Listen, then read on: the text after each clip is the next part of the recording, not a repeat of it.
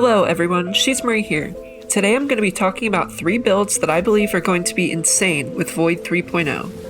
As we all know, with the Witch Queen expansion right around the corner, we will also be getting a massive overhaul to the Void subclasses to more closely match the stasis system. These are 3 builds that I believe will synergize extremely well with this new system, and these builds are all extremely powerful even without the new abilities. But when combined with certain aspects and fragments of Void 3.0, I believe a few of these builds are going to be borderline overpowered and great for Legend campaign missions or even the Day 1 Witch Queen raid. I especially recommend sticking around to the end for the Hunter build, which I believe may be the most powerful of them all. I'm going to be starting off here with the Warlock build, which is going to be focused primarily on big damage grenades and elemental well spam. Usually most people run 1 taking charge mod paired with 4 firepower mods, and while this is fine and works well, I believe that elemental wells can accomplish the same goal while also providing utility to you and your fire team.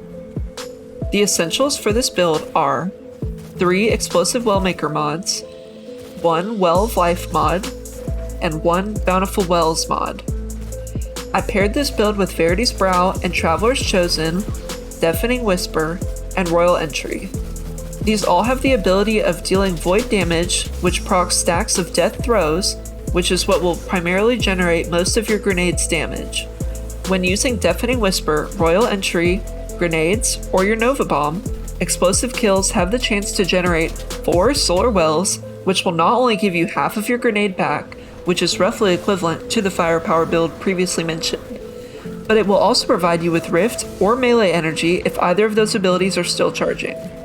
Since I believe we don't know yet exactly how many aspects and fragments we will be able to run with Void 3.0, I will only be selecting 2 of each, since I'm assuming that's the minimum we will be allowed to select. The aspects I will be using for this build are Chaos Accelerant for overcharged big damage grenades, and Child of the Old Gods for bonus melee and grenade energy when dealing damage with the child, as well as rift energy back when defeating enemies being drained by the child. The fragments I will pair with this build are Echo of Undermining to weaken enemies with the grenades, and either Echo of Provision for melee energy from dealing damage with grenades, or Echo of Expulsion for void ability kills that cause enemies to explode and generate more solar wells. This build does extremely high damage even to bosses and champions, and with all the new synergy coming with Void 3.0, I believe this will be an amazing build in the Legendary campaign and even in the Day 1 Witch Queen raid. A big part of what makes this build so great is Deafening Whisper, which is amazing for ad clear and for proccing death throws.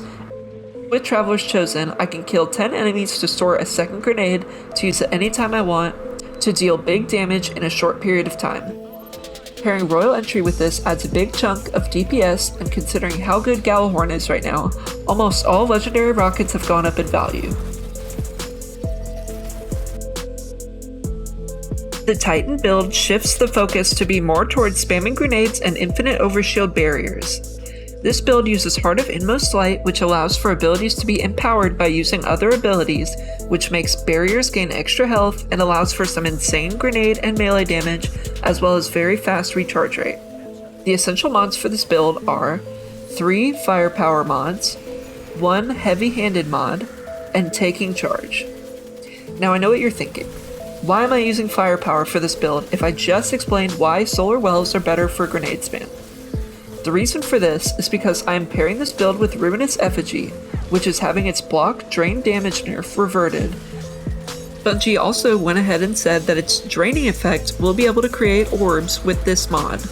That mod, which I don't believe we know the name of yet, or at least I don't, will be combined with this build for insane ad clear and orb generating abilities, as pre-nerf this gun was my favorite room clearer and even does some pretty insane damage with the dunking ability. Now, if you want to go ahead and use solar wells, like previously stated, that will work, but just know that blocking with the Ruinous Orb will not generate them, only the Slam will. When you make orbs with Ruinous, you get Charge with Light, which will fuel either heavy-handed to give you half of your throwing shield back, or about 1/3 of your grenade back with the firepower mods. With Void 3.0, this will allow you to have 100% uptime on your barrier, which will also give you and your allies a regenerating overshield. It will also allow you to spam suppress grenades to keep Lucent Hive out of their super, or even spam your new throwing shield ability to your heart's content. The Void 3.0 aspects I will be combining with this build are Bastion for the regenerating Void Overshield, which you get from popping the shield, and which can be regenerated by bunkering behind the shield. And the other aspect I will use is Offensive Bulwark for bonus grenade charge rate while in a bubble or while you have a Void Overshield, which will stack with Heart of Inmost Light for even more grenade spam, as well as provide melee damage for your throwing shield while you have your Overshield up. The two fragments I'll use are Echo of Provision to generate melee energy when dealing damage with your Void Grenade, as well as Echo of Undermining for Void Grenades that weaken enemies. All of these mods, aspects, and fragments are going to synergize extremely well for crazy ability uptime. Combine this with Judgment with Demo and Adrenaline Junkie, and either the other half or Crown Splitter for maximum Void slammage.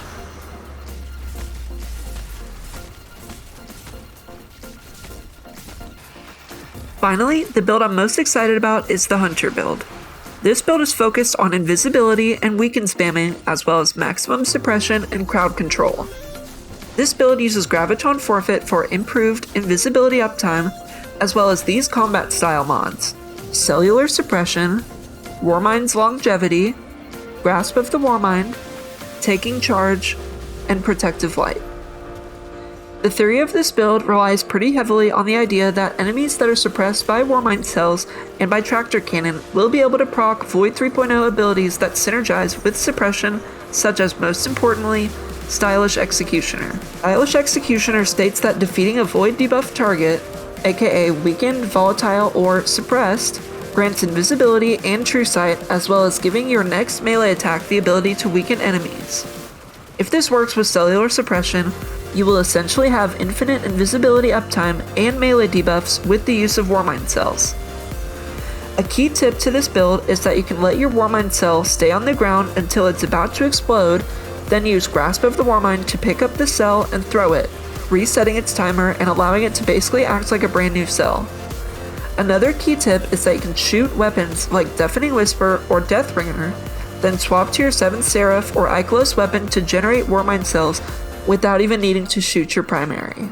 The Void 3.0 aspects I will be using with this Hunter build are Trapper's Ambush, which states that a player can activate Quickfall to spend their melee charge and dive to the ground, creating a smoke cloud upon impact. Enemies caught in the cloud are weakened, and allies become invisible. The other aspects will be Stylish Executioner for invisibility and true sight granted from defeating Void debuffed targets, such as, hopefully, those hit by Cellular Suppression or Tractor Cannon. The fragments I recommend are Echo of Domineering for greatly increased mobility and instant reload of your equipped weapon after suppressing a target, as well as Echo of Undermining, of course, for Void grenades to weaken enemies. The flow of this build is to shoot a Deafening Whisper shot, then quickly swap back to your Warmind cell generating primary to create cells with the Deafening Whisper. Upon creating said Warmind cells, you can shoot it occasionally to suppress nearby enemies. Then kill said enemies to proc invisibility, and gain the ability to melee while invis to weaken other enemies. When the Warmind cell looks like it's about to explode, you can then pick it up and throw it at the next group of ads to start the process all over again. This build will allow you to suppress entire rooms when combined with Tractor Cannon, and should make ad clear and control a breeze.